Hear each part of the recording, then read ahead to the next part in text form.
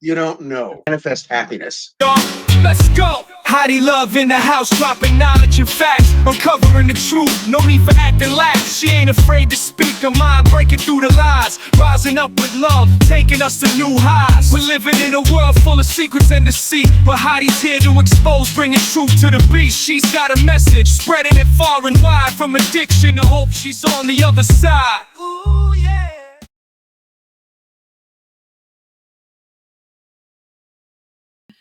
Hello, everyone, and welcome to another episode of The Unfiltered Rise with me, Heidi Love. And today I have with me a returning guest. I just love this guest, Dr. Rick Spence. He knows so much stuff about history, and he has led me down even more rabbit holes, inadvertently. He didn't even know he did, with his awesome series, which we're here to talk about today, one of many. And how are you doing today, Dr. Spence? I'm doing pretty well. I'm certainly glad that you've been able to come back. You have many of these, and I would love for you to tell the guests not only about your books, you're an author, you have these awesome shows, like all this stuff that you've done. I know you're always doing tons of work, and I just think it's really valuable. And I myself have listened to this whole one. I will be delving into many of the others, as I was telling you. So maybe you can let our listeners know about this and where to find it. Okay, thanks. Well, Secrets of the Occult is a series I did for the Great Courses, which also for a while called itself Wondrium, but I think they phased that out. So what you'd want to look for if you go online is just the Great Courses. And Secrets of the Occult is the most recent one I did. It's 24 episodes. I've done two others before that. One was The Real History of Secret Societies, which is also 24 episodes. And then I also did Crimes of the Century, which is 12 episodes. That's, if you're looking for something that's a bit more digestible, it's that one. I'm working on another series for them now. In fact, I was working on an episode of that just before I came on the show, which is going to be called Great Villains of History, Historical Bad Guys and Bad Gals as well, which I'm going to be doing. And we may do some more.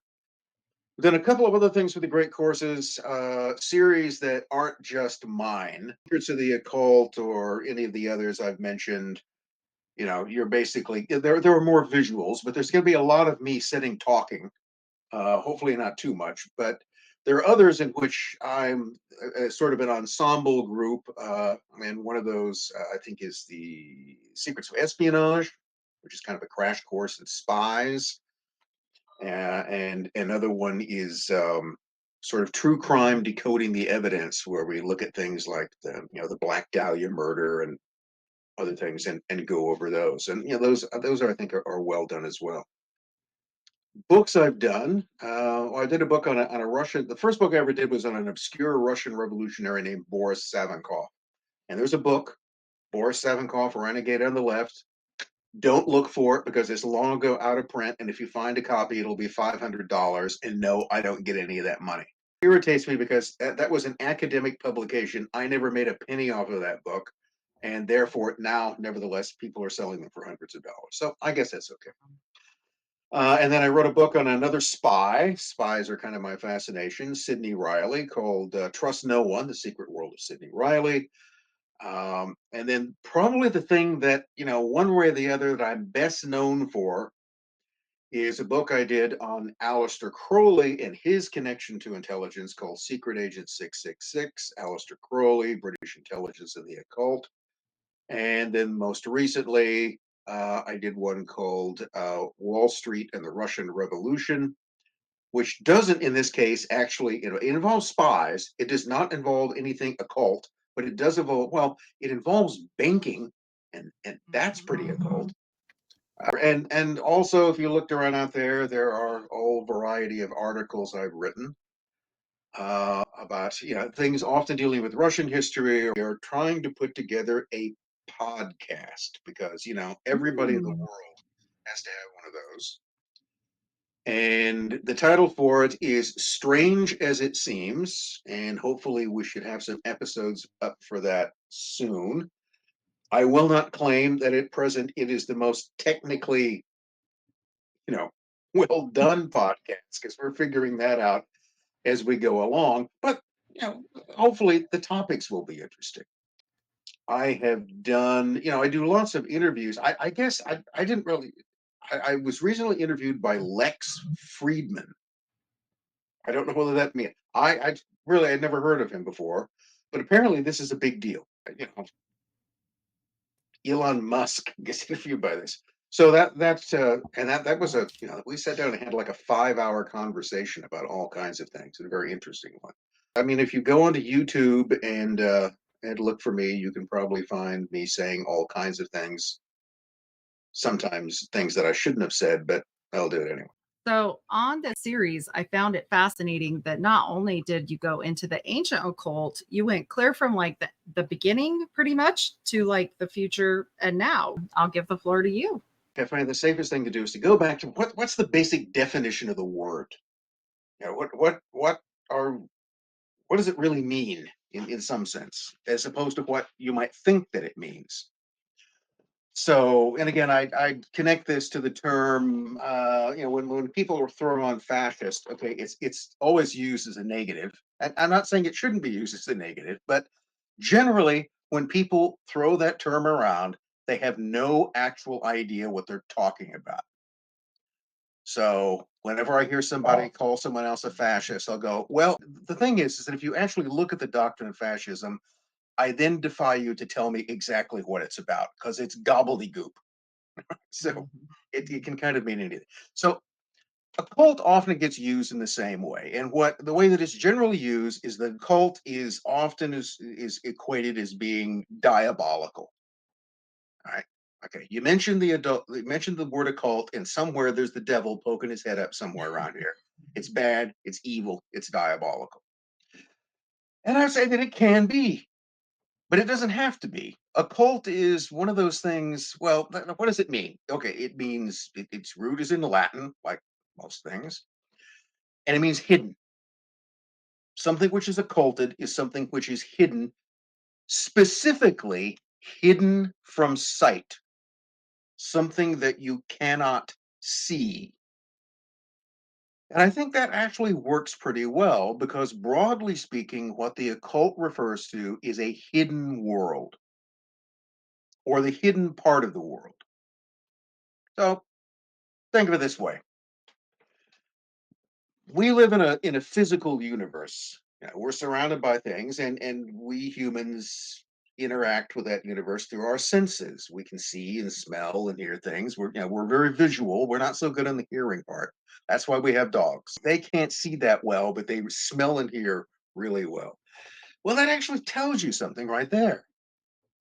It tells you that your pet, whether it's a dog or a cat, or I'm even sure a gerbil, whatever pet you might have, interacts with the world in a different way than you do. In fact, they don't live in the same world that you do. So just to take dogs, the pets that I'm the most familiar with, what you've got is that first of all is, their hearing is more acute. They can hear sounds that you can't. So that's something which is it's not hidden from sight, but it is occulted from you because you're unaware of it. I mean, the sounds they hear literally do not exist to you, yet they exist. The same way that the colors you see, they don't have much color vision. Now, everything for them is there's sort of blue and yellow, and it's kind of fuzzy. It's like they've got cataracts and they're colorblind. It's normal for them. So you can see all kinds of things that they can't, and yet it's not in their world. And of course, their sense of smell is far beyond. We barely have one in that sense. But it's even different than that. I saw a program not long ago that was explaining about the way in which different animals experience time. And so we all don't live in the same time frame. So dogs, from somebody's research, actually experience time at about a third slower than we do, which means that in their world, in their reality, time proceeds more slowly. You have a much deeper voice, and everything's kind of moving in our sense, in slow motion, except that would be normal motion to them. So the next time you think that you have problems communicating with your pets, that's partly why. You live in the same space, but you live in different worlds because there are parts of reality that are revealed to them and hidden from them that are then revealed to you, while what's revealed to them is hidden. But the point is, there's a lot more stuff out there than we're even aware of, and it doesn't mean it's not there. The sounds you can't hear exist. The colors you can't see exist. Now, just sort of expand that beyond all the things beyond sounds and colors and smells you're not aware of. There could be, beyond the limits of your sensory reality, and there certainly is, an entire larger reality. Now, imagine that that reality is inhabited, that there aren't just sounds and smells that you can't pick up, that there are entire beings, that there's a whole menagerie of creatures that live in that realm that you don't see or hear or smell, but which nevertheless exist. So that's what the occult is. The occult is the hidden world. Now, the idea is, though, is that at some point people got you can kind of get a sense of this world sometimes. Things just kind of sometimes work in strange ways, and arguably these worlds can kind of bleed. Well, again, you know, the minute the human beings domesticated dogs, they figured out that there were things out there that they weren't aware of that someone else is. So, what occultism, what the sort of science or knowledge of the occult is about, is to try to access this larger reality and to use either the intelligences or powers or knowledge that exists in this larger reality to bring them into this one and use it. But it's an important point to keep in mind when we're talking about this other world. It's not another world. It's simply a larger unseen aspect of the one that you're already in. And it's not a matter of whether or not you have to go somewhere else to interact with it. It's here, and you're actually interacting with it, and it's interacting with you all the time, except you're unaware of it. Occultism is the method by which you become aware of that, and you can manipulate that to your advantage. So the chief sort of methodology you use to do that is could be, kind of grossly summarizing here, is through a process that's often called magic. And magic has a lot to do with, in fact, it has everything to do with intention. It has everything to do with sort of consciousness and will. And this actually gets into some kind of interesting stuff that I discuss, I think, in the latter part of the secrets of the occult. Is there's a very interesting overlap between occultism and physics, especially quantum physics. So I add here, I am not a physicist. I'm certainly not a quantum physicist, but I do find it interesting. I think I have a rough understanding of it. There's a lot more to it than what I can explain. But the thing is that when you get into quantum physics, one of the things that you basically discover is that, in a way, there's a no there there. All right, think of it this way: physics tells us that matter is composed of little teeny tiny things, atoms, and atoms are composed of particles.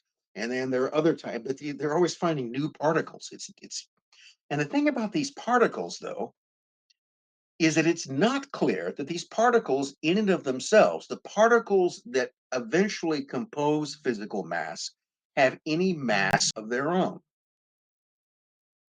So eventually, what you can do is that you can reduce physical reality down to a point where it ceases to physically exist, where there is no there.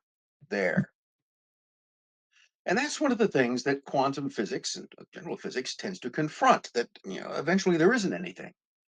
So here's the first great mystery: how does something come from nothing? How does everything come from nothing? And this is why you would have people doing, the U.S. Army would pay for experiments in the 1980s and 1990s of people who were trying to do things like, the idea is that I should be able to put my hand through the wall. Now, why should I be able to do that? Because there isn't any wall.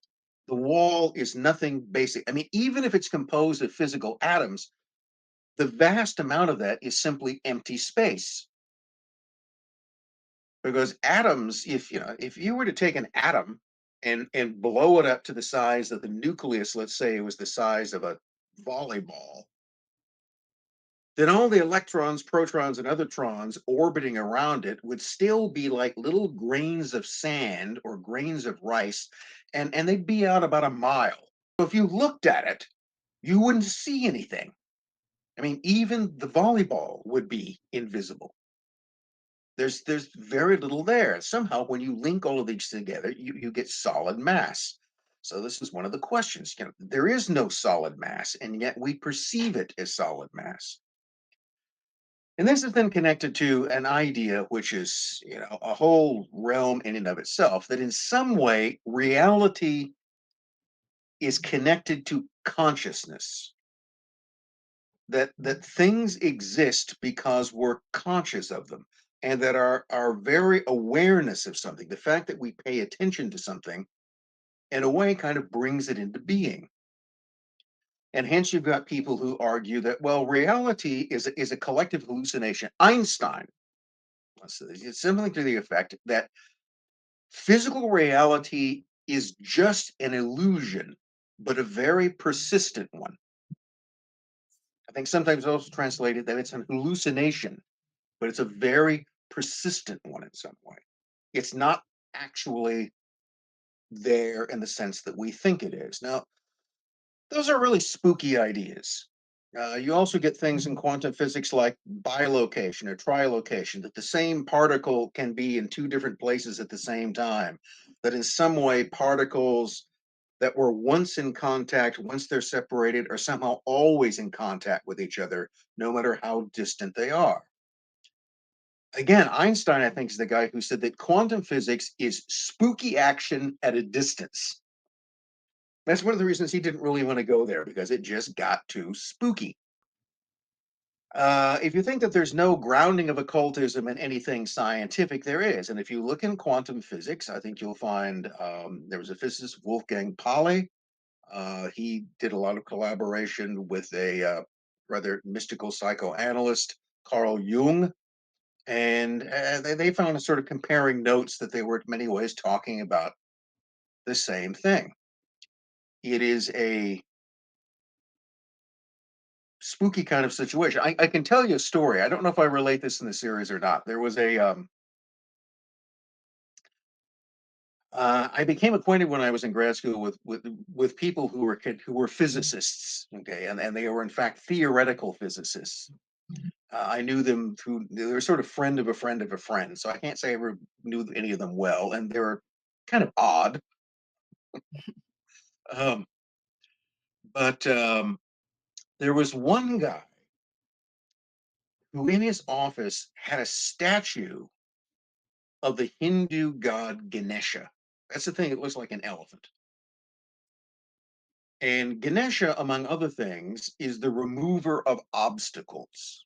So the idea is that if you have a problem, you have some sort of an obstacle, you go and you pray to Ganesha, and Ganesha will help you through that if Ganesha wants to. So I saw that there, and I knew what it was, and I was just trying to make conversation with this guy, and I go, "Oh, that's Ganesha." And he goes, "Yeah," and I go, "Are you Hindu?" He didn't look Hindu, but I said, "Are you Hindu?" Because I don't know why else would you have a statue of Ganesha there. And he goes, "No, no, I'm an atheist. I'm a pure materialist atheist." And I go, "Oh, so it's just for decoration?" And he goes, "Oh, no, no, no, no. I pray to Ganesha all the time. And whenever I have a problem, whenever I have a physics problem, I pray to Ganesha." And I go, "Well, why do you do that if you're an atheist?" Because it works. And he goes, "I don't know why it works. Okay. I don't believe in Ganesha as any kind of a thing, but nevertheless, I believe that if I pray to Ganesha and ask Ganesha for help, I will get it. And it's worked for me in the past. And that's why I do it." I thought that was kind of interesting. Um, but you'll find that in in a lot of cases, and then one of the things I've often found is people who will profess that they are complete atheists, but they are all, and they have nothing to do with religion, but they're actually involved in all kinds of occult actions all the time. Okay, and much of this is this sort of manifestation thing. There was another guy connected to them who had had a problem that I think a lot of us had had. He had a car that periodically would just decide not to work. Take it to the mechanic. They go, I don't know what's the matter with this. I think it's an electrical problem. You never want to hear that Mm-mm. because you never fix those things. Just take the car and burn it. That's the only thing you can do to fix an electrical problem. And he kind of gotten to that point. He just decided he couldn't, the car would just, it wouldn't work. So he went out and he bought a new car. And guess what happened? The old car began to work perfectly. The problem that he had before that no one could diagnose just went away. Hmm. Now, this guy considered himself to be a scientist, and he decided that there had to be a reason for that. He didn't believe that things just happened for no reason. So there had to be a reason. And that started him going down this rabbit hole where he tried to decide, okay, well, what's the difference between an animate and an inanimate object? Okay, why are certain things alive and other things are not alive? So we would generally assume that I, as a human being, am alive, the bird is alive, grasshopper is alive, an automobile is not. Okay, it's just a collection of metal and wires and rubber and the rest of that, and you put fuel in it. And I don't know what it was that he figured out, but he started doing all of this stuff. His friends eventually thought he became kind of obsessed with it, and then he supposedly had some sort of eureka moment where he came to the conclusion that everything is alive, that the car was alive, and that it actually, or then some way, it became alive, and therefore it actually had some sort of will, consciousness, and it just could decide whether it wanted to work or not.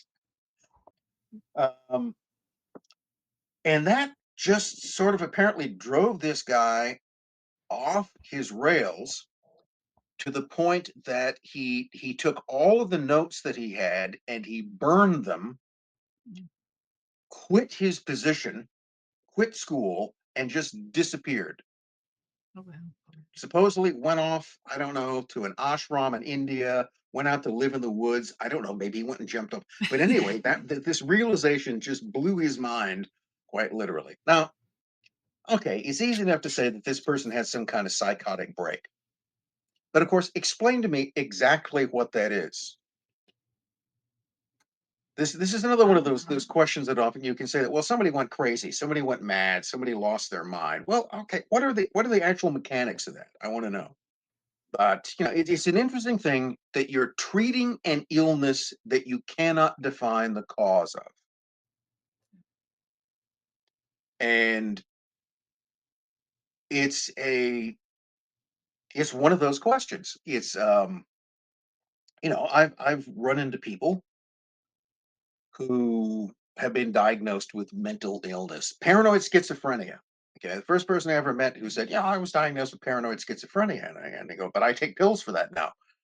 And the thing about them is that they generally seem most of the time perfectly normal. Okay, I didn't meet this person. Their eyes weren't spinning. Okay, um, there wasn't any kind of odd behavior. It was only until you sort of got them off into particular topics. There was a there was a fellow I knew who was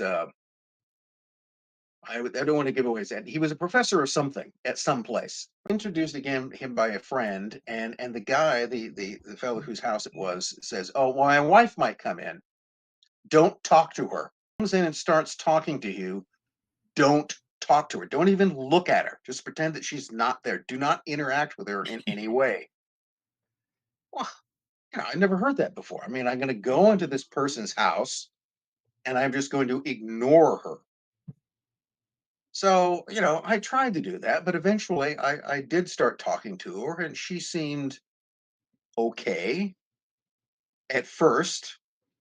And then as the conversation proceeded, it got stranger and stranger. And I couldn't actually go through and reconstruct what she said, but it just, at some point you realize that this person's crazy. Okay, this is not, this conversation is not going what it was. And of course her husband eventually came back and said, I told you not to talk to her. It's like, don't open Pandora's box, because that's what it was like. As soon as you began to engage with her, this would set off this whole thing. And that's probably one of the more extreme cases in that. But in others, there was a fellow who, now he'd been diagnosed with paranoid schizophrenia, and he'd been given psychoactive drugs. But as is true with a lot of people of my acquaintance who take medication for mental problems, they don't like it. Overall, everything has side effects, and the side effects of a lot of psychoactive stuff is that it just robs you of all the enjoyment in life. Things don't seem very interesting. And this guy's problem was that he saw things. He had what would be called hallucinations. And some of those hallucinations included very sort of strange, beautiful animals that he called dragons. I don't think they were actually dragons, but he would see these things and nobody else saw them.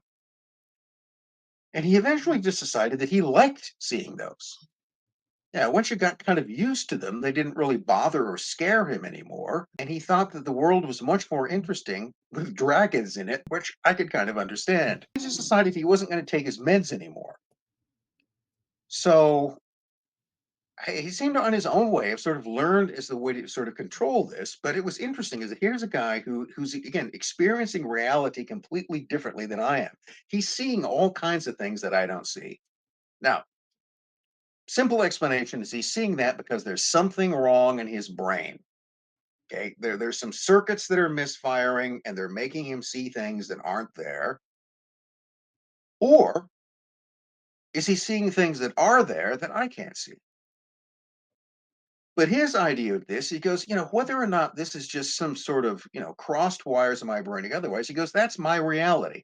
That's actually the world that I live in, and I kind of like living in that world. And that kind of makes it hard for me to live in your world, but nevertheless, that's the one that I prefer.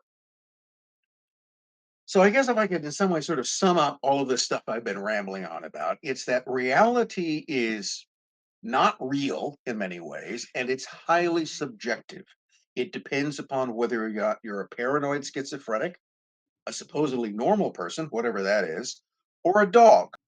So the really interesting idea, or one idea about what's out there in this, so we know that there is this hidden realm. There is the occult world. So come back to this question: is the occult world inhabited? Is there a kind of menagerie there of creatures that don't necessarily exist in this one, which may or may not be dragons? And that sort of brings us into the realm. There's an episode, I think a fairly early episode in the occult course called The Others, because I couldn't think of a better term really to come up with it. So there's an interesting question. Are there others? And by others, I mean, are there other conscious, intelligent things? You can say beings, entities, I don't know. It all comes down to thing, doesn't it? That are part of this unseen or hidden world, which nevertheless sort of interact with us. And one of the things you'll get if you basically look in, I think in, I haven't done an encyclopedic check to make sure that every single culture on earth, how many of them are, all have the same story, but a lot of them, most of them, the overwhelming majority of them do. So the story that you'll get just about anywhere is that, yeah, there are these sort of like little, sometimes visible, invisible, usually they're little people in some way. They always appear to be, elves, fairies, brownies, gnomes, puckwudgies, whatever you want to call them. Everybody tends to have them. And they all tend to behave in the same way, in the sense that the general idea is that, well, you know, sometimes they can be friendly, sometimes they can be hostile. Usually you don't want to mess with them because you can never tell what their intentions are. basic advice is that if you mess around with these things, it won't turn out well for you. Although sometimes they can be friendly, you know. It's like the stories. Maybe they'll come in and clean the house. You know, that would be interesting. That would be But of nice. course, nothing is done without expectation of reward. Yeah. That is, there's always something that, you know, or it could be like Rumpelstiltskin. Well, yeah, they'll spin the gold for you, but you have to pay. There's always a bargain. Well, that's Well, one of and those. like Yeah, the supercomputer guy that was chasing the little dwarves under his house. Like, what? Like, you hear these things, and these are a lot of times you hear, I'm a mental health nurse. You hear this crazy stuff from people, but then you go, are they crazy or are they smarter than us? Because Jewish folklore and occult stuff, they say there's so many demons all around us that if we could see them, we would completely freak out. Like they completely absorb every inch of the room. So I'm like, okay, are they crazy or are we crazy? Yeah. yeah. There was somebody. I think they weren't Jewish, as far as I know. They were a spiritualist, which, you know, table tappers. Um, which, in my personal experience and opinion, are generally fakes, but not always necessarily. Who said that the spirits fill the air around you. I mean, they're everywhere. You know, and this is an uncomfortable sensation to the idea that you're constantly being observed and watched. But isn't it? You know, if there is this sort of hidden world, I mean, imagine it. There could be, if there's a completely hidden world out there. All of these things are going around you, doing their business. You know, you're in some way just kind of a, you know, object to them, probably moving in some sort of different time frame than they are. And they might pay attention to you, or they might not, but probably in some way are, if they're interested, observing everything that you're doing. And that sort of comes back. One of these things that, you know, for lack of a better term, I'm just going to cut to the chase and call them fairies. Because in Western folklore, in English folklore, that's what they're generally, the fae, fairies, you know, leprechauns, little people. Yeah. And particularly if you look at Irish folklore, that's one of the first things you would learn is that the fairies exist and to stay away from them. All right. Mhm. No good will ever come in interacting with them. So, and there's these huge similarities. You know, they're often hot. They can be sort of friendly, but always in a kind of transactional way. And I remember once, you know, talking to a woman who was a great believer in fairies and claimed to have sort of made this interesting comment. She goes, "The one thing you never do is if a fairy does you a favor, you never say thank you. Never say thank you because," her argument was, their interpretation of that is that it's dismissive. You basically argue that our interaction has an end. Thank you, go away. And her view is that, you know, the Fae view it that way. If you say thank you, they feel that they've been dismissed, and apparently they're very easily offended by that. So you can show gratitude in some other way, and the main way to do that is you give them some sort of gift. It can be some sort of little minor thing. But her view was that once you've done any business with them, in their mind that never ends. There is a permanent relationship with, so there's no thank you, go away, we're done. It's just on to the next thing. So whether you like it or not, you've established a relationship for life with these creatures, and then you have to be very careful about not pissing them off. It sounds really like more trouble than it's worth, but and what she said generally it is. Well, I don't know. She didn't seem crazy. That's always one of the interesting questions about, you know, something in terms of this sort of selective insanity. I don't really understand how. I think when we talked before, we talked about a kind of old UFO story in Utah, right? Okay. And that was where these guys claimed to have had these sort of interactions with and they were actually, you know, They were examined and eventually found to be seemingly perfectly rational about everything else except this one thing. So they were just selectively crazy. And, I don't understand how that works. Okay, as to what sort of circuit would not function over just one thing that they'd never encountered before. The simplest explanation is that they're lying, but even that was kind of difficult to come up with. So, one of the things that I've gradually accepted is that because I don't see it, it's not there. When it comes to fairies, I'm an agnostic. I'm not really sure. I can't say that I've met people who've seen like little wrinkled men with red hats. Okay, that's one of the things they often seem to have. What's with the red hats? Why red hats? So, that's what I would ask them. Why the red hats? Um, things that look very much like sort of typical gnomes or fairies, and then this is what, and again, people who are otherwise quite rational in some ways. Okay, whatever these things are, seem to have a particular affinity for the color red in the sense of clothing. But the other idea, did they actually have? Of course, they can also seem to appear in different form, and that's one of the other things about it, is that not always in the same way. So here's the question: are they actually small, or do they actually prefer to appear as small in order to appear less threatening? When they're little, they can be kind of scary in certain ways, but they're not as threatening as they would be otherwise, even though that may not be the way that they actually appear. How can something be and appear in different forms? As far as I know, I can only appear in one form. I think that's pretty much true for you and other people listening. Wish you could change that form, and don't you try every way that you can. But if it was just that easy, okay, no diets, just change your form. I think I'll be a Mm. dragon today.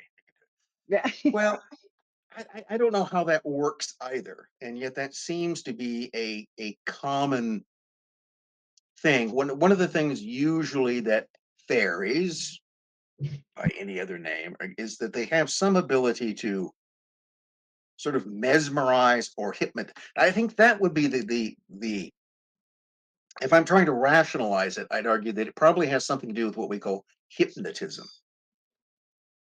That they can manipulate our perceptions in such a way that we conjure up this image that is actually something that is created within us, as opposed to something that's they don't actually change. We just perceive them in some other way. Don't ask me how that would work. Nevertheless, that seems to be what's going on. So I actually should. This is the closest I think, if I was to allow, I'd ever had any kind of acquaintance with these things or any connection to them. It may have been this. So there was a time when, uh, before I injured my back, I used to take bike rides, and I would take them out. And I live in a kind of rural area, and so it's really easy to get out of town and bucolic splendor. And there was a hill. Yeah, it was just an ordinary hill covered with trees. I always thought it looked like it needed to have a Roman villa built on it. But it's one of those things you can. But there's sometimes these places you come across that otherwise don't seem to be particularly, that just exert a certain sort of fascination. I kind of liked going to that place, and it seemed to have a particularly kind of soothing quality to it. And there are always lots of animals that would appear around it. And that also supposedly is something else to keep in mind about fairies, is that they most frequently appear as animals, not as little wrinkled men with red hats, apparently, but just as animals.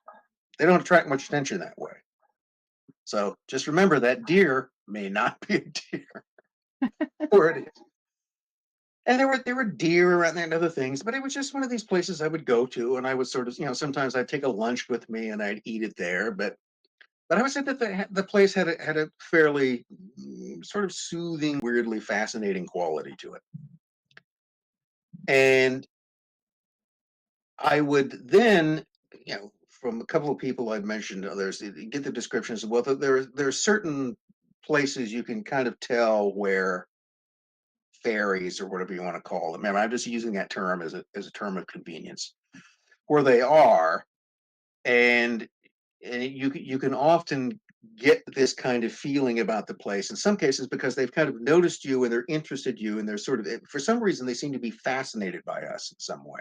They do have some sort of curious fascination.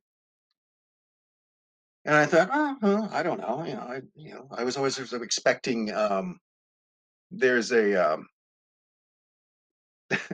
there's a story I actually relate in and I think it's in the episode about the others, and it's about this Scottish scientist. Really, he was, and who's one day is just walking through, I think, the botanical gardens in Edinburgh, Scotland, and he comes across a fawn. I don't mean a baby deer. I mean like a little hairy-legged guy with goat hooves and horns, just sitting there looking at him. And this begins, and that's his whole sort of introduction to this hidden world, and eventually he learns this is like a little servitor of Pan, and they sort of, they sort of take care of trees. It's a long and complicated story, but that would be, and that's the thing that would really sound, I would have to say, to be cool to have it. You're just walking along one morning, and there's a little satyr sitting there on a tree stump, and it says, "Hi." What would you do if that happened? And supposedly, this is what happened to the guy. Supposedly. So, I was kind of expecting that, well, this would be a cool place for a satyr, some little goat-legged guy with horns, maybe a pipe, come wandering out of the woods and say, "Hi." Well, unfortunately, that never happened. And this, I've been doing this for, 2 or 3 years. It just became a kind of routine. There was nothing special about it, nothing going on. And every now and then, of course, on the ride, since I was running on roads, you'd see dead animal, roadkill. It happens. Mm. But then one day, as I'm approaching out to where this area is, in the middle of this road, there is just this butchered fawn in the sense of a baby deer. And I don't mean run over. This animal looked like it had been torn apart. And there was a leg over here, there were guts over here, there was the head over there. It wasn't the car that did this. I assume some other sort of animal did, and yet it didn't appear to be eaten. It was just this torn apart fawn. That was kind of odd. That was the first thing. And then every day, I didn't ride every day, but most days, every time I went out there was just more and more dead animals. It was like a dead raccoon, dead fox, not just one or two. And it just kind of began to increase. And it was just like this death ride of animals. And it was always somewhere in proximity to this particular hill. And then one day I go out to the hill, and there's just this large dead deer lying there. And then the next day, there's like 3 dead deer. Soon after that, there are 5. I quit counting after a while. It's like there's this whole herd of deer that are just lying dead in the field.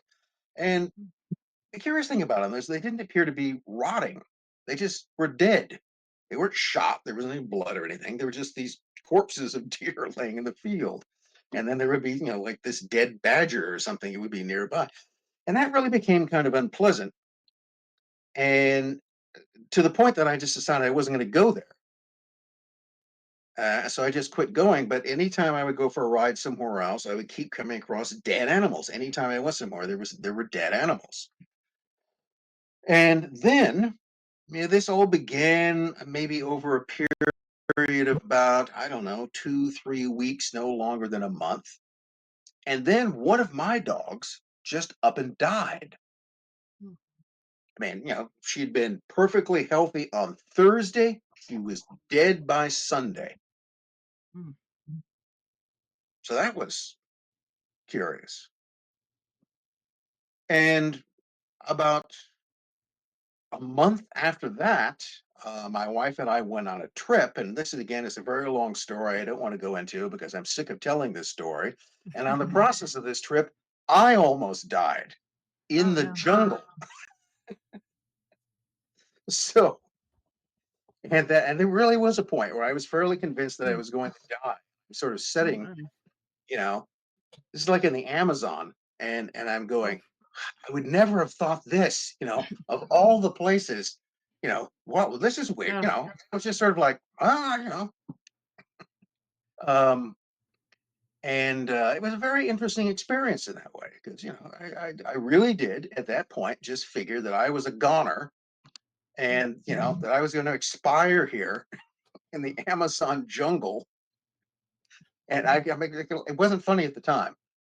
Um, but it is sort of, well, this is one of the odd things. I mean, you often find is that very terrible experiences you have can later become amusing in some way. Or and I think it's just because you kind of get, if nothing else, the cosmic joke in this.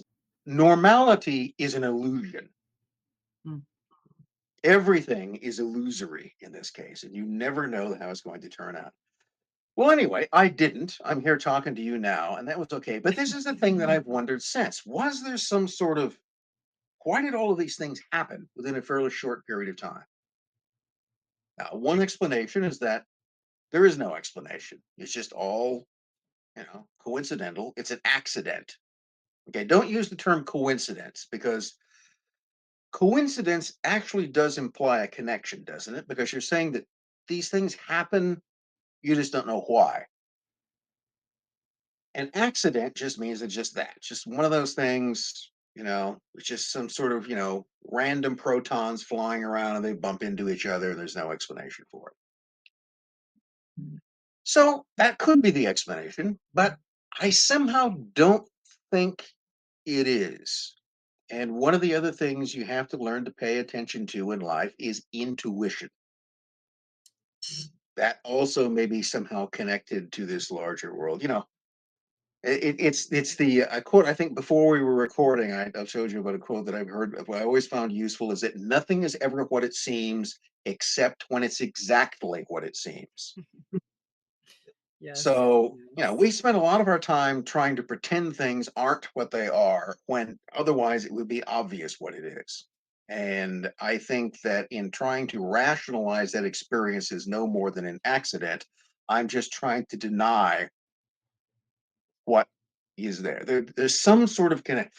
So now here's the interesting question. Assuming, this is an assumption, assuming that these things are a coincidence, that they have some connection to each other, what does it mean? Right. And there seem to be two ways to interpret it. One is that I was being warned of some sort of, although, there could be a lot better ways to do that. Okay, because I didn't see anything in that would reasonably warn me that I'm gonna, almost die in the Amazon. That doesn't seem to make much sense.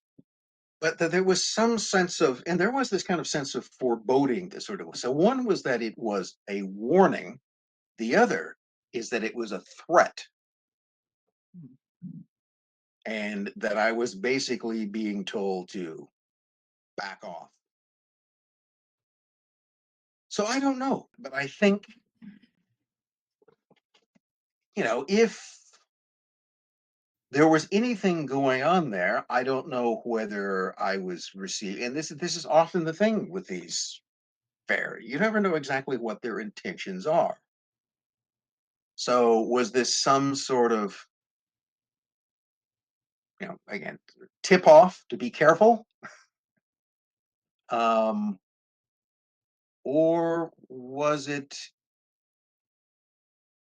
almost a kind of curse, almost a kind of punishment of some kind?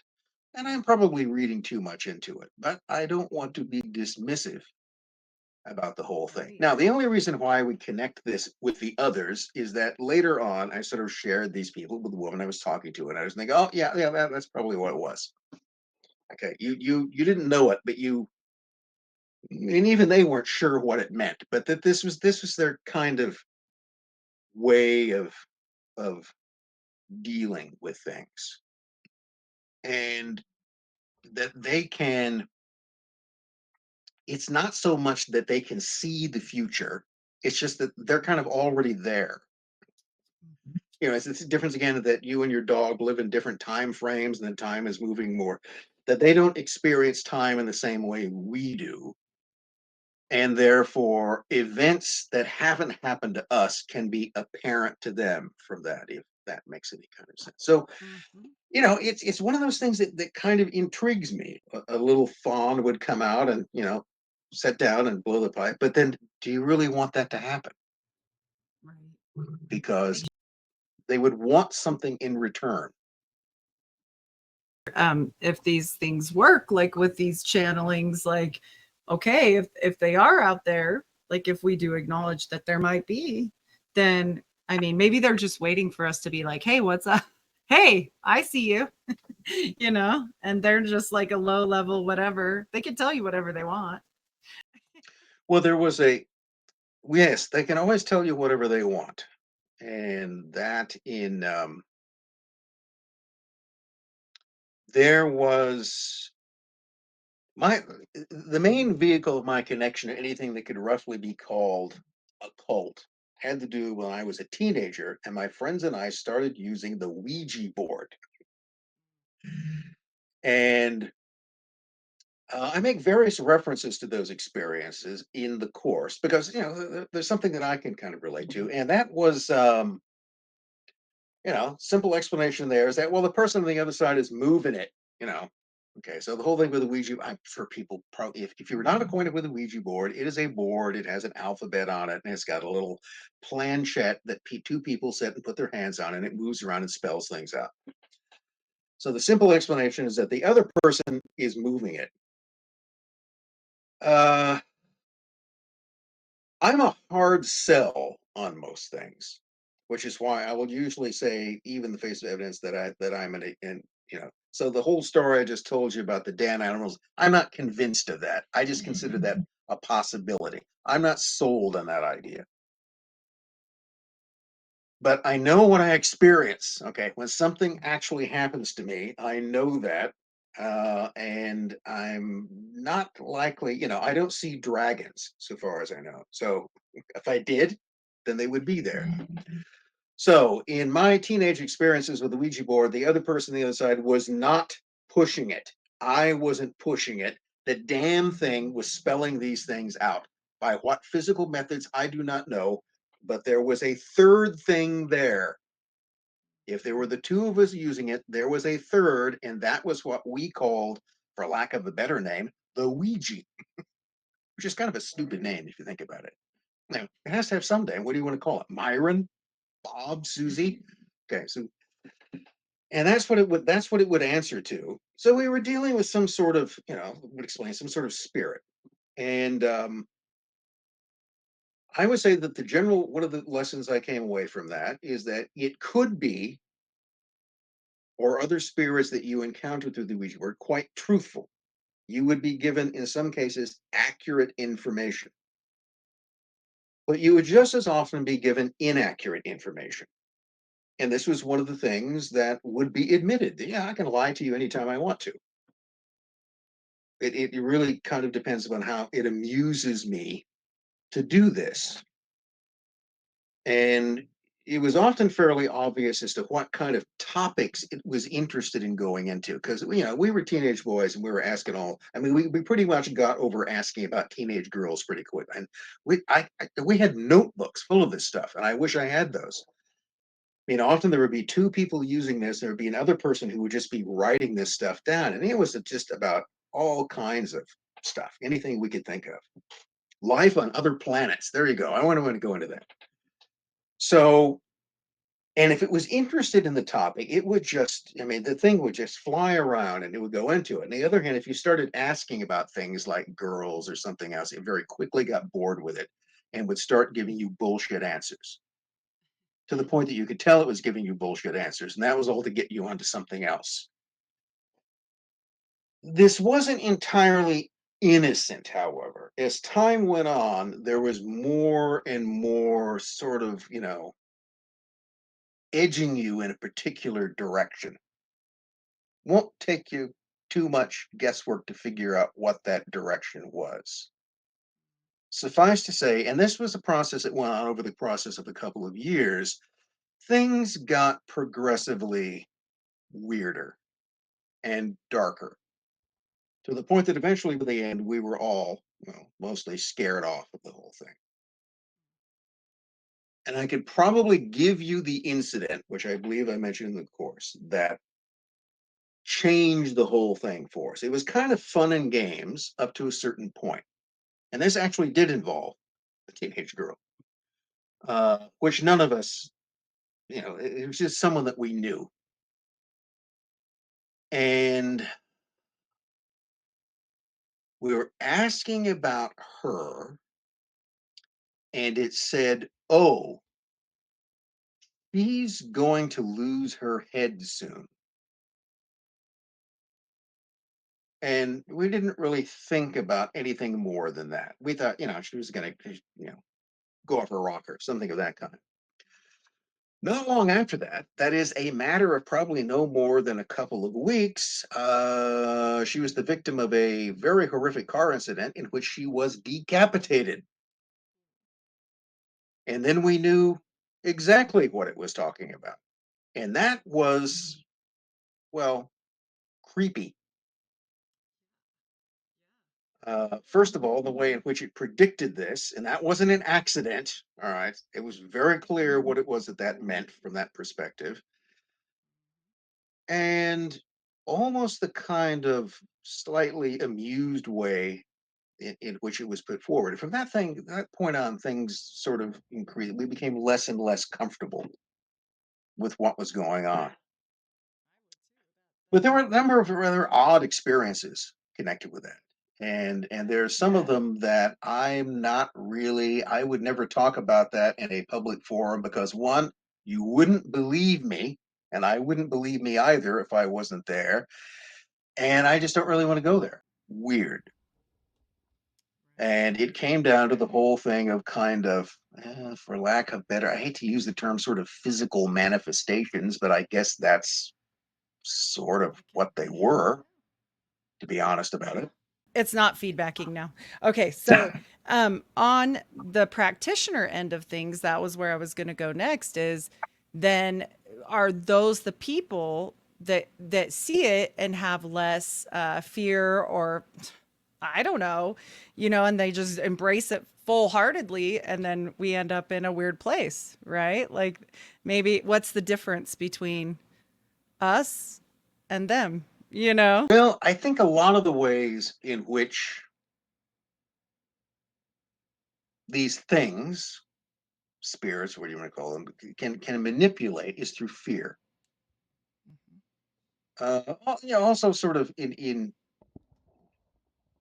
but I think a lot of what was going on with the Ouija board is that there was this first sort of effort to figure out what we were interested in, and the way that figure out in the way it's exactly the same way that a human predator would deal with someone who was dealing with you, who has a con man. Let's put it that way.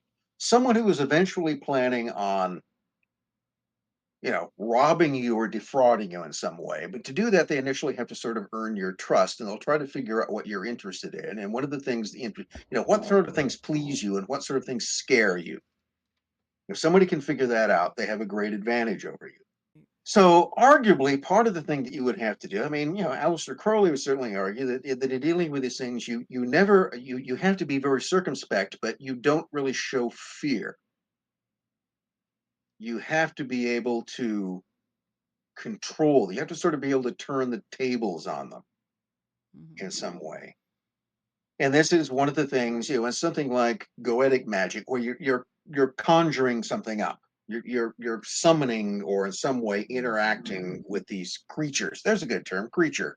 You know, I don't know why something drawn on the floor is going to protect you. That again doesn't make much sense to me. It's just a chalk circle on the floor with a bunch of words written around it. But somehow that seems to work for them, or it creates the right state of mind. That may be the key. It creates the right attitude on your part if it reduces your fear. And that was one explanation I once heard from another quarters, in terms of like their term is demons or whatever. It says if they can't make you afraid, there's nothing they can do to you. They lose any kind of power to do anything once you're no longer afraid of them. Once you just sort of confront them in that. And that's essentially what their power is to manipulate your fear. So part of the practitioner aspect is that you have to be able to do that. You have to create the right mindset in yourself. You have to develop a certain degree of confidence that you can deal with them. And then, always being cautious. Um, I think it wasn't Crowley or something. It's like a lion tamer. Mm. So, normally you would not want to go into a cage with lions. That would be but if you know the technique, you got the pistol and the whip and the chair. If you know how to handle it, yeah, you can go in and you can keep these lions. Now, you let your guard slip one instance and there's going to be problems, but you can do this as routine. It's a matter of routine and methodology, and also the confidence that you have. And remember, the one thing that anybody will tell you about wild animals, what is it you don't show? Fear. Everything is a mind game, isn't it? It's all about a matter of attitude that people have. Yeah, I think it's interesting. The other thing the guy told me from the other channel, Dr. Justin Sledge, is that, and he, like I said, he's Jewish, that they would rather deal with demons any day of the week than or than an actual angel, not even a fallen angel, just an angel. And I was like, what? And he's like, yeah, they're very militant and they're not nice and they do this bidding certain kind of way, and if you mess it up you're just in trouble. And it reminded me of John Dee and how they were treated in a way, and then it makes you question, like, well, maybe this is part of the problem with them or whatever. And then little demons sneak in on the end of the game, and the angels leave and they say, oh, we're angels too. I don't know, like maybe it's half and half, who knows. Well, again, it comes back to something we were probably talking about. How do you tell one from the other? Basically, if you go by the general narrative, okay, the story, they are the same. It's not like one thing or one. It's all what their intent would be. Yeah, generally, if you take most of the religious stories or otherwise, human interactions with angels often don't turn out well for the human. No. Usually comes with some sort of demand that you're supposed to do something. All right, you have to do this, and people do, and then generally end up being burned at the stake or something happens to them. Not turn out well. Which is very similar to what we were just talking about with fairies. Okay, interaction usually isn't going to turn out well. But here again, I'd bring that back just sort of the natural world. Interaction with wild animals generally is not going to turn out well. And it's there was a show that was recently on, what was it, on HBO, about people who like to collect and keep as pets chimpanzees. Bad for the chimpanzee, bad for the humans. Yeah. But nevertheless, people would develop, they develop very strong relationship to this. And there was this, this one woman who has her pet chimpanzee she's been with for years and is keeping it. But the thing is that she's keeping it in a cage. Mm. Why is she keeping it in a cage? Because she knows on some level that if it's not in a cage, it can basically tear her limb from limb if it gets annoyed.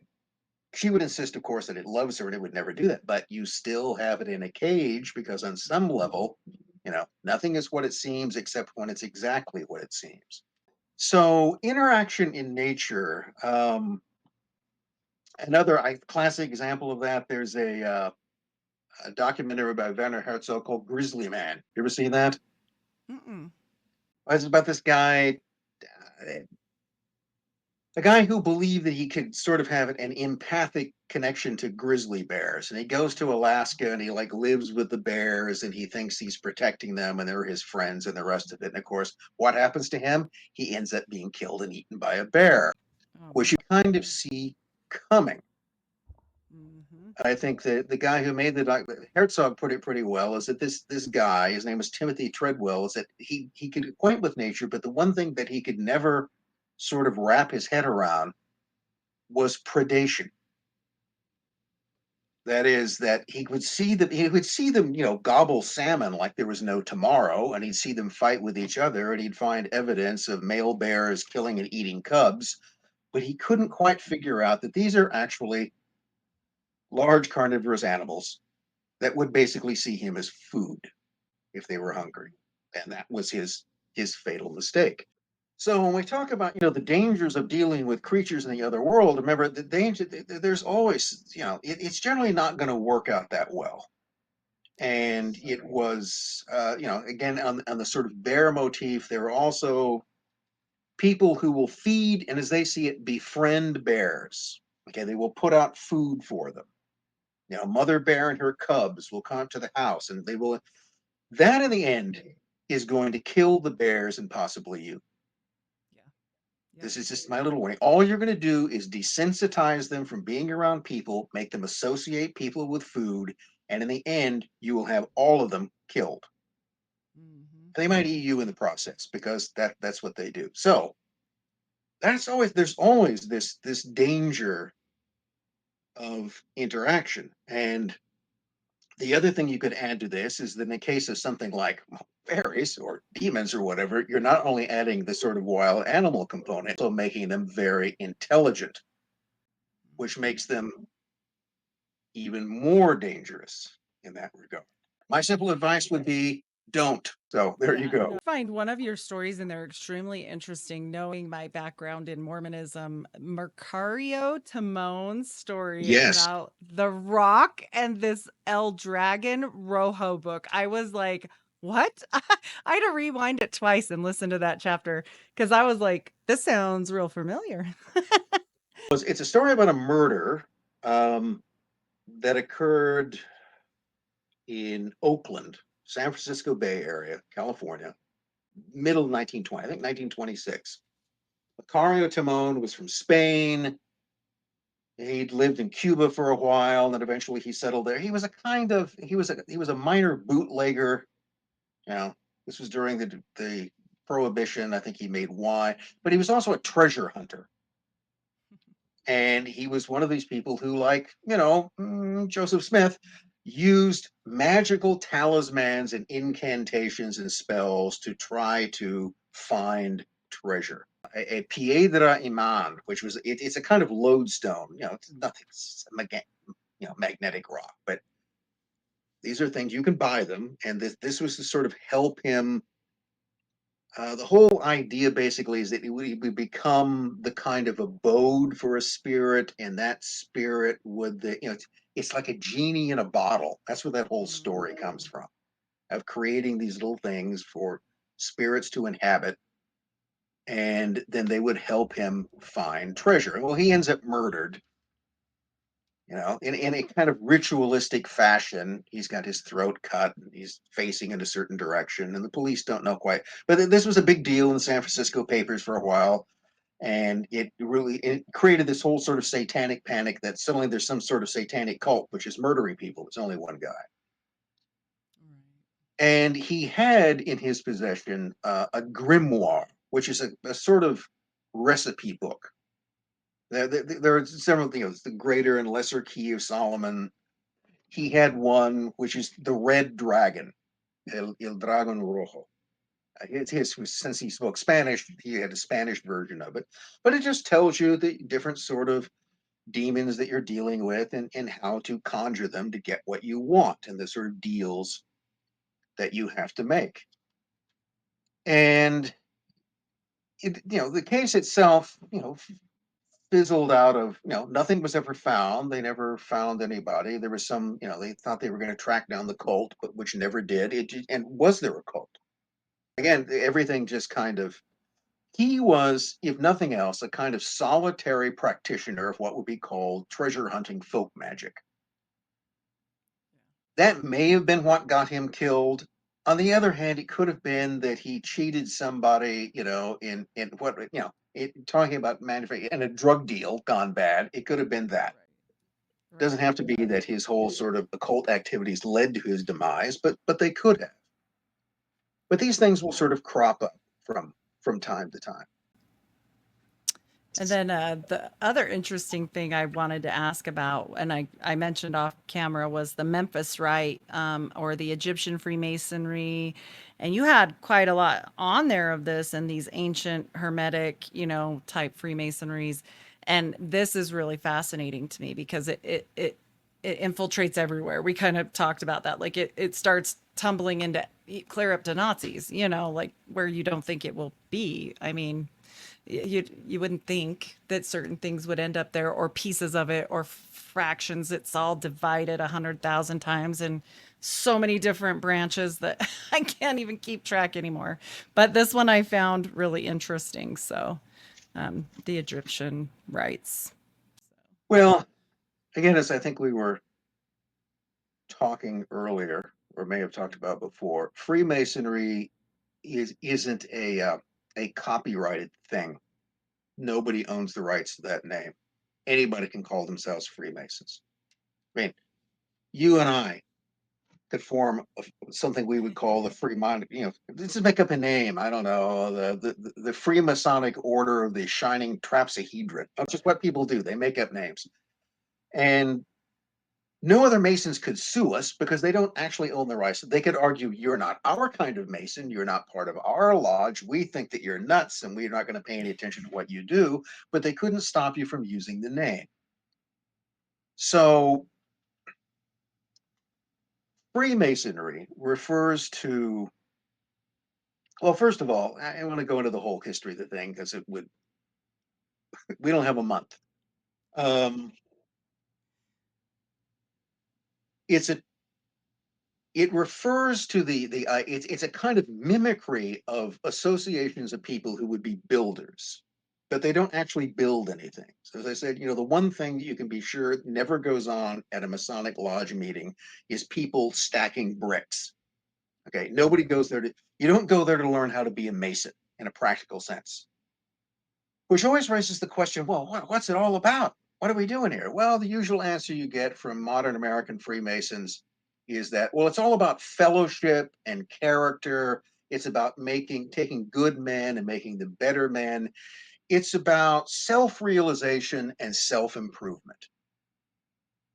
And that's probably true, that somehow going through these rituals, learning the lessons, it is a system of sort of moral instruction in some way. The more formal explanation for it, the more classical one, is that Freemasonry is a system of morality veiled in allegory and illustrated by symbols. Sounds all right. Now, my question to you is, what does that mean? System of morality? What morality? I mean, does it define anything particularly moral? No, it just says it's a system of morality, which means it could be anything you want it to be, couldn't it? Mhm. Illustrate or veiled in allegory. What allegories? Huh? You're not told. Could be any allegories you want it to be. And illustrated by symbols. Well, it could be the compass and the square, could be other symbols because you're not really told. So it's a system of morality, of moral rules that are not clear, veiled in allegories that are not clear, illustrated by symbols that are not clear. Therefore, it is the perfect explanation that tells you nothing. Right. And Yeah. that in some ways, I think, kind of illustrates that Freemasonry can be in many ways whatever you want it to be. It can be something that's just kind of a boys' club, which it is, no girls allowed. There have been okay, some Masonic lodges have admitted women, not many. Yeah. No. So mostly it's complete. It's a fraternal order, and it's usually just that. It's a bunch of guys getting together, and I don't know. Mixed with the magic, like the goetic magic, and some are not. Some are the boys' club, and like these Memphis Rite ones and stuff get into hermetics, and I, I find that so fascinating. You go into one of the things that maybe requires some explanation, but again, it's a big tub. You've got the masonry itself has three different levels. Okay, you go in as an entered apprentice, You then become a fellow of the craft, and then you become a master. Okay, so you go and there's an initiation at each levels, and you get sworn to secrecy, and you swear to die in horrible ways if you do, divulge any secrets. And they're all, there's coffins and ropes and all kinds of things. There's always some sort of little pantomime play that goes along with every one of these. And that, I think, probably for 99% of the people who go into Masonry is the end of it. And that's it. There are only those 3 levels. But then above that, beyond the level of Master Mason, there are the rites, the various higher levels. They're like Eagle Scout extra merit badges that you can obtain. And the rites come in there's the Scottish rite, which oddly enough has nothing to do with Scotland, comes from France. Okay, figure that one out. There's the York Rite, which again isn't actually one rite, but 3 combined under one name. There's the Cerno Rite, which nobody seems to know about anymore. And then there are the Egyptian rites. There initially were 2 of them, Memphis, the Rite of Memphis, and the Rite of Mizraim, which just means the Egyptian rite. And those 2 eventually were separate. Well, they were one thing, they got separated, and they were recombined. And so there are different things you can find. So in the Scottish Rite, for instance, you can earn 32. So you start out with 1, 2, 3. That's Master Mason. But in the Scottish Rite, you can earn extra merit badges that go up to 32, and then you can earn an even more extra special merit badge by becoming a 33rd degree Mason, which is a special reward basically for being an extra special Mason. Usually you've done something for the craft, like be the master of a lodge, but it's purely honorary. But in the Egyptian rites, well, those go up to what, like 96, 97 degrees? You can just keep on earning merit badges for a long time. Although, you can do like 15 of them in one day. In fact, I've heard of people doing them all in a week or something, because I don't know, what does that involve? Somebody says you passed the test. And all of them have a kind of, so what are you supposedly getting out of these higher degrees? Well, one, you're collecting merit badges just to say you did it, which is probably a lot of reason people do. The other is that supposedly once you enter into this higher realm of the rites, all of these different orders have a certain mystical significance. So, for instance, there's within the realm of Freemasonry, there was a famous American Freemason. People out there can look up more about him. He's an interesting guy by the name of Albert Pike, lived in the late 19th century. Albert Pike was a kind of grand poobah, not a real term, but anyway, he was like the head of the southern jurisdiction of the Scottish Rite of North America. And he wrote a book, almost 1,000 pages long, called Morals and Dogma. And all that, so some people call it a Masonic Bible. It's not a Masonic Bible. It is a very, very detailed description of each of the higher degrees of the Scottish Rite, all the symbolism and allegory involved in them, and what they mean, the esoteric meaning of the rituals and the rites you go through. Most of it, if you read it, is pretty incomprehensible. I mean, literally, Pike can go on for 10 pages describing something about this, or 20 or 30 pages. And again, I would largely defy you to tell me exactly what it was that he said. Kind of gobbledygook. But it's a pattern you see in a lot. You ever heard the term word salad? That's come up recently. No, that people will just come in and they'll often, or people who use jargon about something. So I'm sure in psychiatry, there's all sorts of medical jargon. There's legal jargon. And this is almost a kind of private language that people use. And the whole purpose of this is to keep everybody else from actually understanding what you're saying. Because you could say the same thing in plain words and make it clear, but you're not. So, the doctor could just tell you, you're sick. Okay, this is what's the matter with you, or you're going to die. But they'll go through this whole sort of thing, very long medical jargon, which is to avoid generally saying actually what it was they would say. Smoke and mirrors in some way. And that's what morals and dogma is. It's all this kind of mumbo jumbo jargon that he's using to describe something, but it would be difficult to say what it was. And much of this is that you just have to kind of, I don't know, let it soak in, I suppose. But I do think there's a purpose in what he's saying. I don't think Albert Pike wasted his time writing a bunch of gibberish. It's not that, but it's something that if you're on the outside, if you don't know the jargon, you can't really figure out what he's talking about, and you're not supposed to be able to. The whole thing, it's again sort of guarding the Masonic secrets. It's written in such a way that unless you can sort of decode, you have your secret Albert Pike decoder ring, you could tell what he's talking about. So something is being occulted in what he's doing. There is some sort of knowledge which is being passed, and this is some kind of the illumination to some higher level of awareness. And that really gets you into the realm of what can be called mystical or occult Freemasonry. Such a thing does exist, although it does not involve most Freemasons, very few. Most Freemasons are unaware of it. They're probably uninterested in it, and most of them will deny that it exists. Even those who are aware of it will deny that it exists because it's a secret. You're never going to get a straight answer in some way. I've run into some of those people, and it's the same sort of thing that if you it's similar in some ways. I've dealt with people who have some sort of background in intelligence. If you guess it, they'll kind of admit that you got it right, but they'll never tell you. They're never just going to come out and tell you. They'll sort of sit back and see how much of it you can figure out.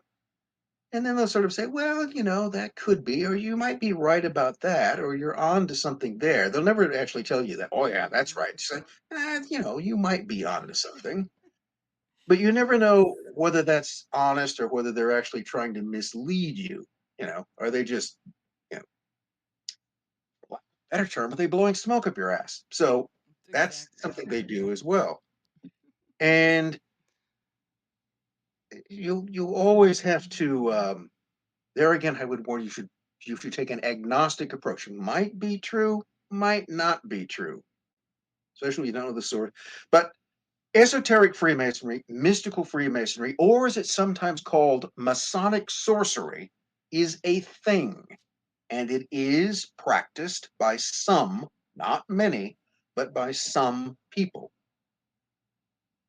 So, kind of gets into this question: what's all the purpose of this? What are you really trying to do? What is magic trying to achieve? Why are you dealing with demons, spirits, doing all of this stuff, and the rest of it? What you're trying to do is to bend reality.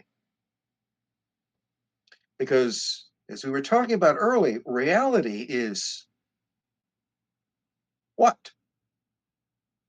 It's nothing in some ways. It's malleable. Remember, if you start from nothing in tiny little particles and you build it into solid walls, you can take those solid walls and turn them back into particles and nothingness, or you can make something else out of it. That is the key point. Now, I'm not arguing that this is true. I'm arguing that this is what some people believe is to be true, and therefore they will act upon that belief. The idea that you can play with morality, with reality, that it's a kind of clay that you can mold in certain ways. So go back to our friend Aleister Crowley, and one of the most important things he ever said, I think, is that he gave his definition of magic. And to paraphrase it, I think pretty closely, he said that magic is the art and science of causing change to occur in conformity with will. In a different way, that's what people talk about when they talk about manifesting something. Okay, I'm going to manifest success. Well, I'm going to wish and hope really hard. This is what it comes down to. I'm going to close my eyes and wish really, really hard for this type of thing to happen. And if I do that enough, it will. That's the essence. This is why magic, occult practices are all. Anyone who talks about doing that, wishing really hard, crossing your heart, hope to die, keeping your fingers crossed, doing all these little rituals, looking in the mirror every morning and going, I am better today than I have ever been before. Well, that's magic. Okay. You're just engaging in magical behavior when you do that. You do this all the time. You don't even think about it. So the effort, as Crowley said, is to cause change to occur in conformity with will. Well, what kind of change can you actually achieve? Well, he has another saying that I don't know quite as well, but he says that, what you can do in terms of change is that he says it's capable of causing change in any physical thing that it's capable of becoming. So, for instance, you can't turn a chicken into a rock because there's no way a chicken could become one. But you could change the chicken to the degree that a chicken is a malleable form. That is, I don't know, change the size of the chicken, change it into another form of bird, if that's possible. Think of it this way: you could play around. It's what we do today. You could play around with its genetics and turn it into something else. You'd only have that chicken's genes to work with.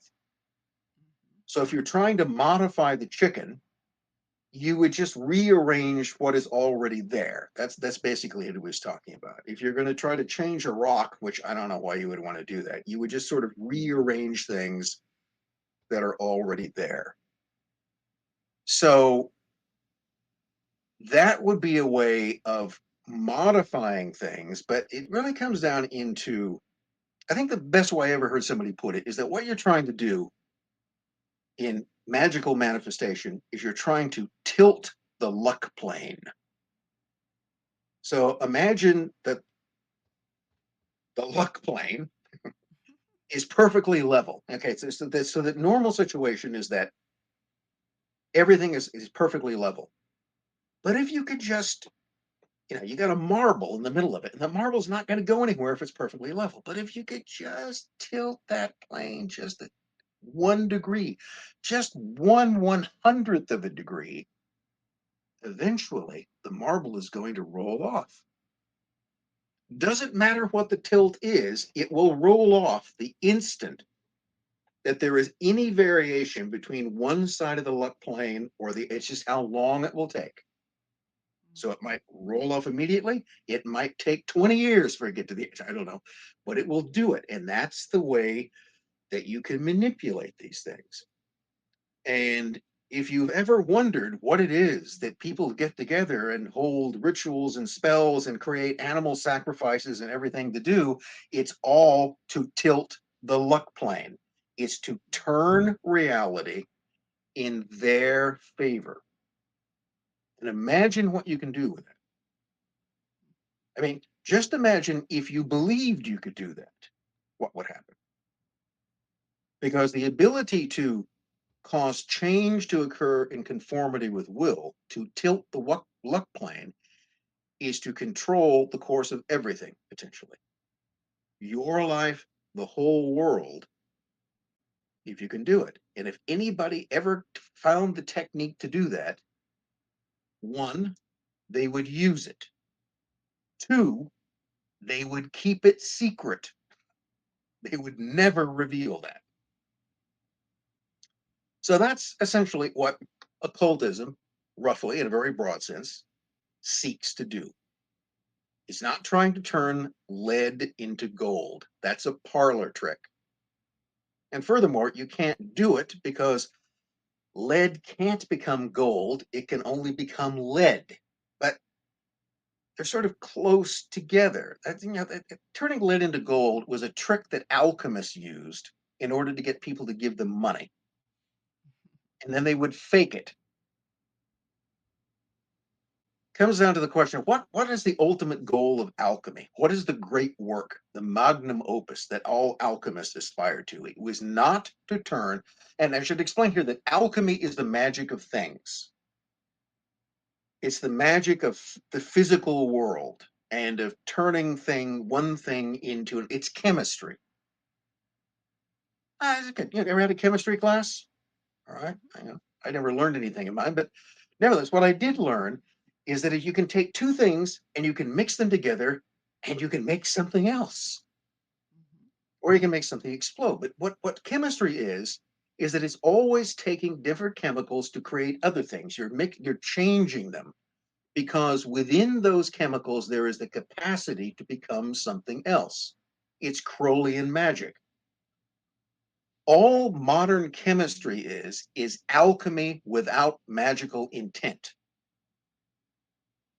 You're just trying to create different compounds because you want to create, a better explosive, for instance, or a better fertilizer, those often being the same thing. But if you added magical intent to that, you could then, the alchemy is the manipulation of physical reality to achieve those different ends. But the ultimate goal of alchemy is not about chemistry, it's about transforming yourself. It is the transformation of mundane humanity into godhood. That is the ultimate goal. To transcend mundane, to cease to be human and to attain godhood, which means the attainment of what? Achieve what Adam and Eve were cheated of in Eden. What the gods conspired to rob them of. This is his view. And what was that? What was it? If you go back to Genesis and look, it's all there if you essentially look at it. So they've eaten of the tree of knowledge, whatever that means, and they've become aware of something. They've become aware of themselves. One idea is that that's a metaphor for they've become conscious. But what is it that the Elohim, there's a bunch of them, there's not just one, who say that we must prevent the man, these people from eating of the tree of life, lest they become immortal and become as us. So, in the alchemical reference, what Adam and Eve were robbed of in Eden was immortality. And that kept them from becoming equal to their creator. And that's what alchemy seeks to remedy. So that's what the whole thing is about. It's becoming God. Think they can do that too. Well, yeah, okay, They have okay. Adam God theory. Yes, yes. Isn't There's is a whole I, thing. I I think I've got it pretty much right. You collect the right number of wives, then you get your own planet Yeah, where you become God. That's you're pretty your own cool. I God. mean, Yeah. I can Now see they won't why. say that. Now they'll say, we never said that." Which Yes, is you did. bad because a lot of people were like digging that. Like when I tell people that ask me about Mormonism, they're like, "But what about the planet thing?" And I'm like, "Yeah, they said they didn't say that." And they're like, "Wait, that was why I wanted to be a Mormon." What's the fun? What's the point? I'm like, "Well, I'm sorry. Now they said that he was just speaking as a man when he did that sermon, and he wasn't the prophet then." I don't know why. Sometimes he is and sometimes he isn't, but I have learned this. If he's wrong or it can't happen immediately, fairly immediately, then the prophet's just a man. But then if you say, well, why do I have to do what he says? Well, he is the prophet of God. So they use it. It's like both. Yeah, well, that's called having it both ways. But anyway, what's new about that? Exactly. This The Mystic whole Mason, the whole do you planet thing think would be they. the only appeal in that to Yeah. me. I mean, the Yeah. It's multiple only good wife thing, start. not really, because that just sounds like a lot of trouble. And I kids, oh who my would want to gosh, manage that? hundreds. Well, I mean, I don't know if you knew this, but my sister married Warren Jeff's nephew. So, Hmm. like, I know. And so they're divorced now, but he was raised with, I think, upwards of 12 moms. And there were so many kids. He said, I know for the first 3 wives there was 30 something, but I don't know. I don't know anymore. And he doesn't know how many brothers and sisters he has. But he said, it's not as bad as people make it out to be, but also you have to be really good about like sharing and selflessness and helping and all the things. He said, and actually it made me a really good person until they started lowering the age, and that was when he was like, he got kicked out because he said something. So Well, yep. different strokes So, for different folks, I suppose. yeah, But yeah, yeah, exactly. the planet, yeah, they would have to The be a planet, planet yeah. included in that. So Right, it's that's the no whole deal for point. me. And this Um, Masonic sorcery, do they still do this? I know we're getting close to wrapping here. Do you well, know? supposedly, Supposedly. I mean, I've never seen it. I mean, there are Right. references. Now, one guy who claims this is a very well, I'm not sure how obscure he is. He's sometimes been called, the centerpiece of American conspiracy theory. It's a fellow by the name of James Shelby Downard. And here again, people can not downard, downward, but downard, Downard. And he's a guy who, on the one hand, I'm pretty sure is for, not to get too technical about it, nuts. Okay, I think that's fair to say. I think he spent 2 periods in mental institutions. Usually that suggests there's some sort of problem. And he does, by all appearances, to be extremely paranoid. So, nevertheless, as the saying goes, just because he's crazy doesn't necessarily mean he's wrong. Right. And the thing that's interesting about Downard is to take his various he's written essentially a kind of biography about his life, and he essentially believes that he was a victim of Masonic sorcery his entire life. And he describes things that as crazy as they are, that is, he'll give descriptions about things that happened to him as a kid that really just couldn't have happened. I mean, I hope to God they couldn't have happened, but I mean, Right. just wild, sort of crazy things that sound like something a paranoid would come up with. Yet every now and then, the things he talks about. I mean, not only is most of the places he talks about and the people he knew and the events he's talking about are real, he's not making those up. So he's perfectly sane about that. But it has a kind of resonance to other things. You kind of realize that what he's talking about, you've seen the same thing mentioned elsewhere in a different form. And a lot of it tends to have to do with what Crowley would recognize as sex magic. And that's the whole sort of, sex Right. magic is not as interesting as it sounds. Don't get their grimoire papers. I Well, it's read the I read the Saturn fraternity book, and I went, "Oh yeah, my gosh, dirty, dirty, dirty." you know, to me it sounds like trying to have sex and then think about baseball scores. So, which those two things don't really go Right. together. No. But it's the idea that the act of sexual coitus, okay, the act of mating brings up a huge amount of energy. And this is also the thing you find. Occultism is all about taking out energy from one place and taking it, adding energy to something or taking energy from it, transferring it around.